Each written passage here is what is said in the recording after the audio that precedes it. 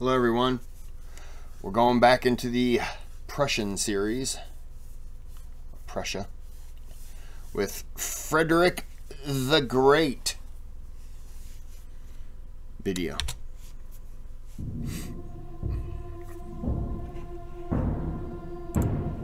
After the Battle of Rosbach, King George II of England renounced the peace treaty signed in September. Just want to make sure it doesn't get blurry. Sorry. Signed in September that year. Things rapidly changed for the Western Front of the war. The Electorate of Hanover re-entered the battle. George's son, the Duke of Cumberland, commanded the Hanoverian Army of Observation. Because of his disappointing track record, George sought to replace him. Frederick and George agreed Prince Ferdinand, Frederick's brother-in-law, was a suitable candidate for the central command of Prussia's Western Front. Ferdinand was born to a long-standing reputable family of Dukes of Brunswick-Lüneburg. He became Frederick the Great's brother-in-law when the Prussian king was forced to marry his sister Elizabeth Christine, Duchess of Brunswick-Wolfenbüttel-Bevern. Despite the notoriously unhappy marriage and Frederick's reluctance to see his wife outside of formal events, the relationship between the prince and the king was exceptionally good. During the interbellum, Ferdinand was the main confidant of the king, tasked with campaign planning, operations and military drilling. The victory at Rosbach was too monumental for King George II not to reflect on the peace he signed with the French. So, shortly after reconsidering, the prince was appointed as commander of the Hanoverian army. This British-funded army was meant to expel the French army, who remained in Hanover. Nobody likes being watched or tracked, just like the Allied army tracked the French army all across the Rhine. However, individual anonymity was much more secure in the past. Plenty of institutions track your data and browsing history nowadays. That is why I want to talk about today's sponsor, Atlas VPN. They are running a special... Get VPN, it helps. Throughout the winter, Ferdinand sought to rebuild the army, which received a battering against the French Imperials during the summer campaign. The news of Rosbach was enough to have several French regiments retreat. From early November to late December, Ferdinand embarked on a counter-offensive to expel some French forces from Hanover. The news of the victory at Leuthen only helped him with that. He spent the winter having officers scour the electorates of Cologne and the Palatinate, levying recruits to augment his forces. He also received cavalry reinforcements from Frederick. Formally, Ferdinand only had to answer to King George II. Instead, Frederick bombarded the prince with letters, suggestions and orders, as if he still were his direct subordinate. His message was clear. Ferdinand was to launch an aggressive assault against the French as soon as the weather allowed it. Interestingly enough, the formerly misplaced orders did not seem to bother the prince.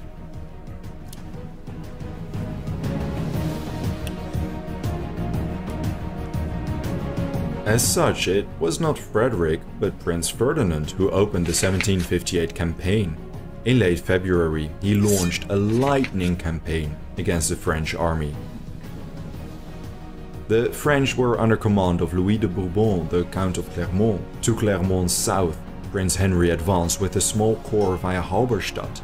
The speed of the operation led de Bourbon to believe the army was twice its actual size, personally commanded by Frederick.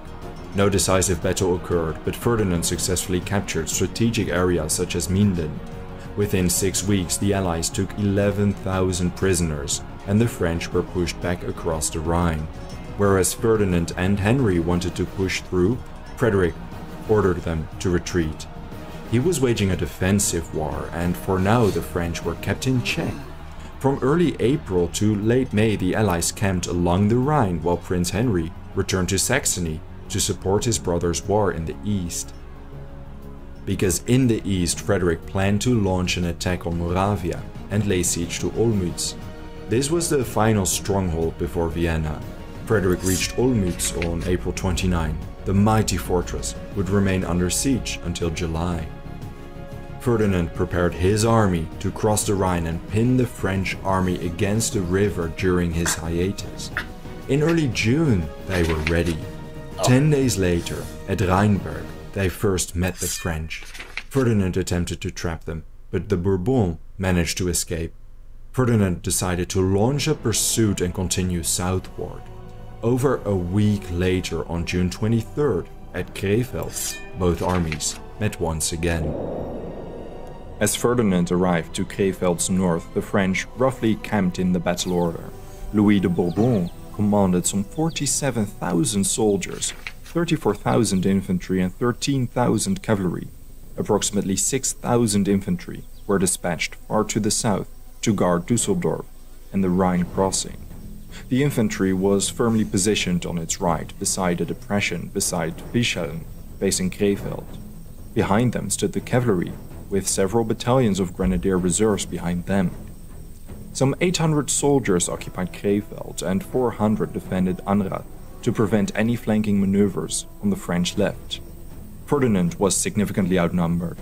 His allied army fielded no more than 32,000 troops, 21,700 infantry, 8,800 cavalry, and 1,400 light troops.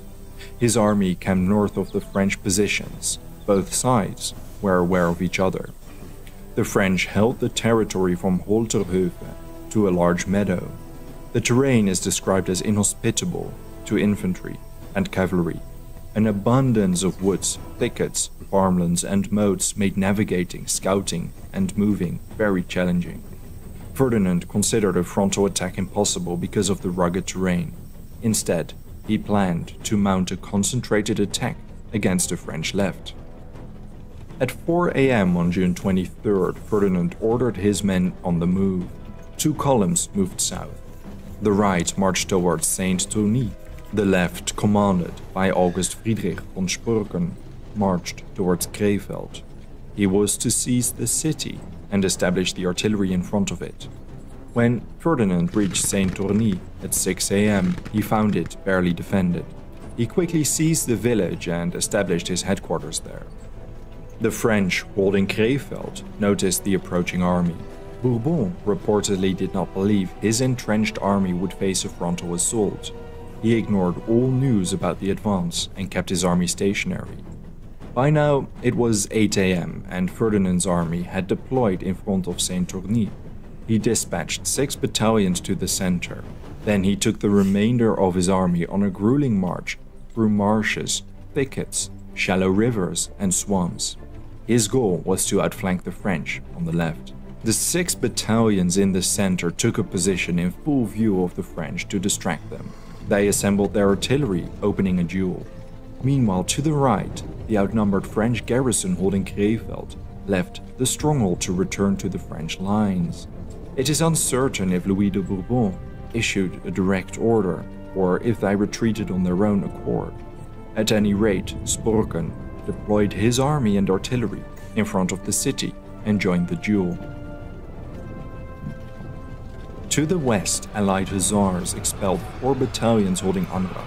Still, Louis de Bourbon figured the main attack concentrated against his right flank. He ordered his reserves to reinforce the right while continuing to eat his meal. In the background, Ferdinand continued his march and deployment on the French flank. Unhindered and unseen, by 2 p.m. his army finished its quiet deployment beyond Anrath. Things went perfectly so far. He ordered his vanguard, commanded by his son Karl Wilhelm Ferdinand, to launch an attack against the surprise left flank.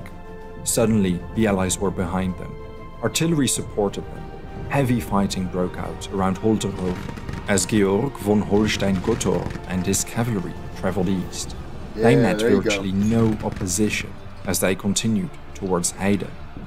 Understanding the gravity of the situation, I would have thought that he would have already sent men around here, then attacked, and then came in here. You know, that way they're getting attacked from behind completely. The only bad part is they don't have enough men up here to pose a threat that if they turn around and come here, they could charge in and really kind of... that's how my non-military mind sees it. But then again, I don't know how long this journey is here. This could be hours.